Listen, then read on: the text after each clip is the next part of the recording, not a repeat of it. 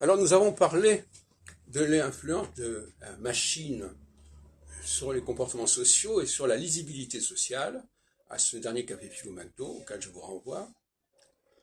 Et notamment, on s'aperçoit que les gens qui utilisent ces machines n'ont même pas besoin de connaître la langue française. On n'en est pas encore tout à fait là, mais au fond, il y a presque, c'est presque une mascarade. Par exemple, quand on passe à la caisse dans un supermarché, on a sous les yeux l'écran qui nous dit exactement combien on va payer.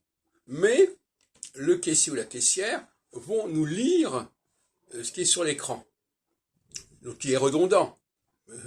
On n'a pas besoin, à moins d'être aveugle, bon, à ce moment-là, mais je veux dire que puisque ça figurait sur l'écran, je ne vois pas pourquoi la personne devrait le lire en français. De la même façon que dans les contrôles de cinéma, la personne qui a son scanner pour vérifier qu'on a bien le bon ticket va nous lire la salle et la place, alors que c'est marqué sur le ticket. Donc ça, ce sont des situations qui sont un petit peu bizarres, mais qui sont symptomatiques d'un malaise, à savoir que de toute façon, les gens qui utilisent ces machines n'ont même pas besoin de parler.